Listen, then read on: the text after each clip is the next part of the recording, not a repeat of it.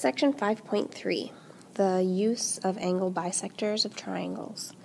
Little reminders. Remember that an angle bisector is a ray that divides an angle into two congruent adjacent angles. I have an angle and a ray that divides it into two equal adjacent angles. Okay, bisector means cut in two equal pieces.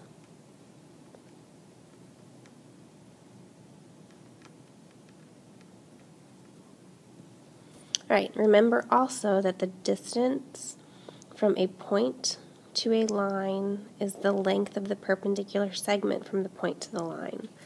Okay, this is something that was in our review the first day of school back from Christmas break. If I have a line and a point, the shortest distance from that point to that line is a line perpendicular. Okay, let's do that again. I have a point and a line. If I want the distance from that point to that line, I draw a segment perpendicular to the line, from the point to the line. Okay, so in this diagram, I have ray PS. Okay, ray PS is the bisector of angle QPR, and the distance from S to PQ is SQ, where SQ is perpendicular to PQ. Okay, let's say that again. In the diagram, ray PS is the bisector of angle QPR. Okay, and the distance from S to ray PQ is SQ, where segment SQ is perpendicular to segment PQ. Okay, these are perpendicular because the distance from S to PR is SR, where SR is perpendicular to PR.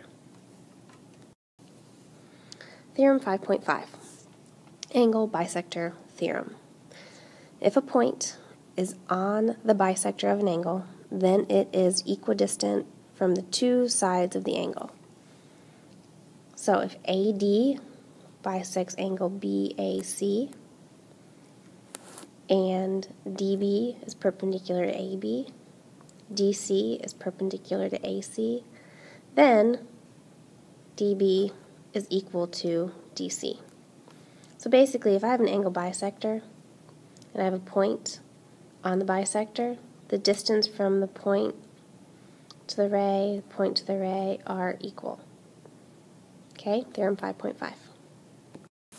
And of course, there's a converse to theorem 5.5, which is theorem 5.6, converse of the angle bisector theorem.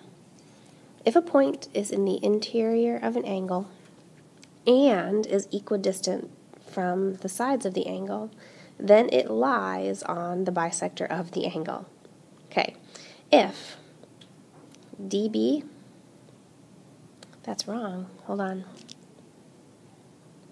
Oh, there, that's what we did, that's what I did wrong. Let me fix something.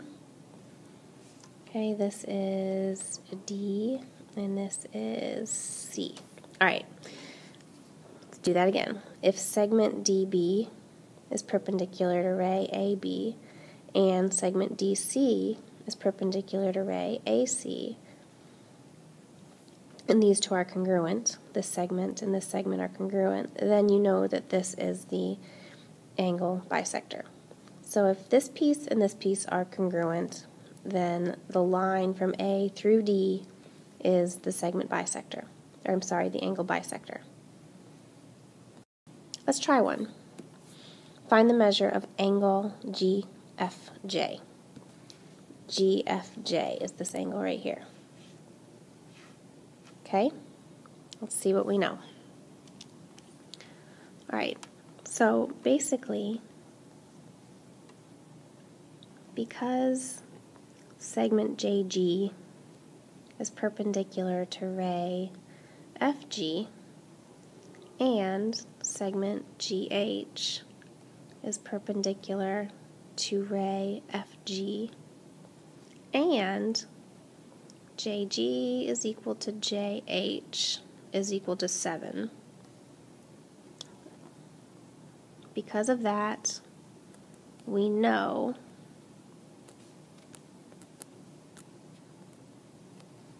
that ray FJ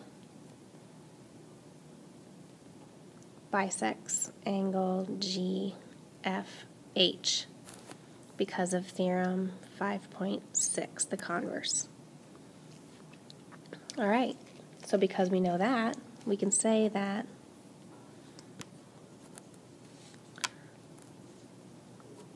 the measure of angle GFJ is equal to the measure of angle HFJ, which is 42. It's a long explanation for a simple problem. I just wanted to give you the explanation behind the answer. Let's try another one.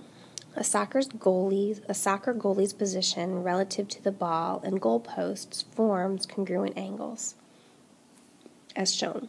Will the goalie have to move farther to block a shot toward the right goalpost or the left goalpost?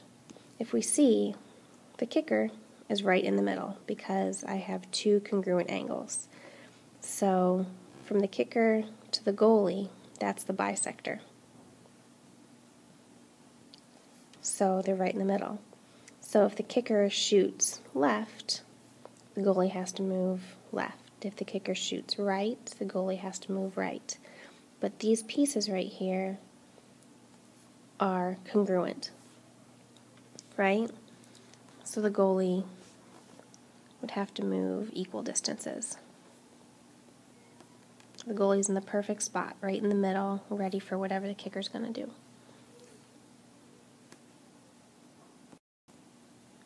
Another example. For for what value of x does P lie on the bisector of angle A? Okay, this is also the converse. Okay, the converse says if these two segments are congruent, then P is on the bisector. So for P to be on the bisector, we have to set those two segments congruent. Okay? So basically we just did BP is equal to PC because theorem 5.6, the converse. Let's solve for x.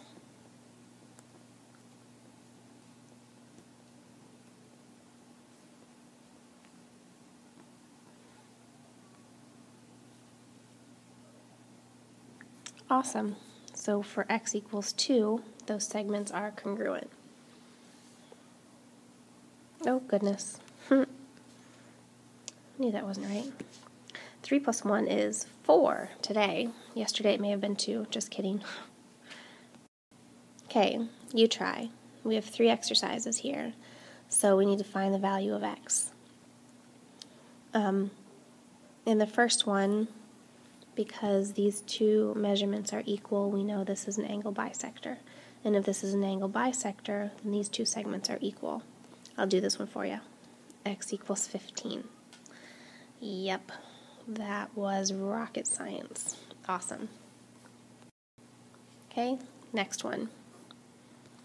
I have this segment and this segment is congruent. Therefore, this is an angle bisector. That's the converse.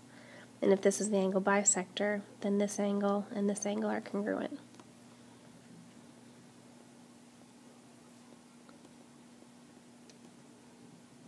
Okay, solve for x.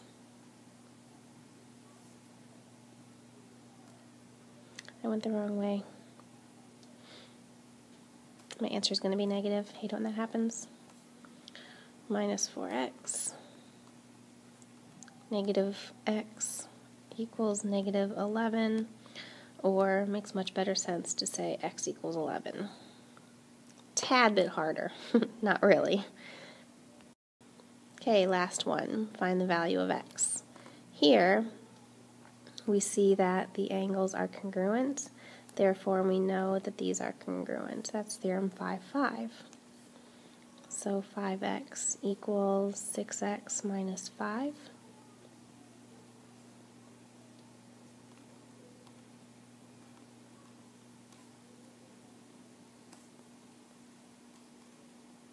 X equals 5.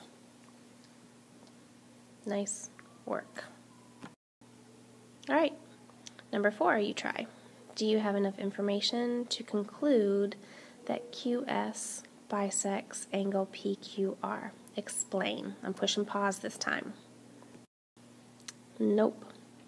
Okay, we don't know that this is perpendicular to that, this segment perpendicular to that, or this segment perpendicular to that. Okay, very important part. Break time.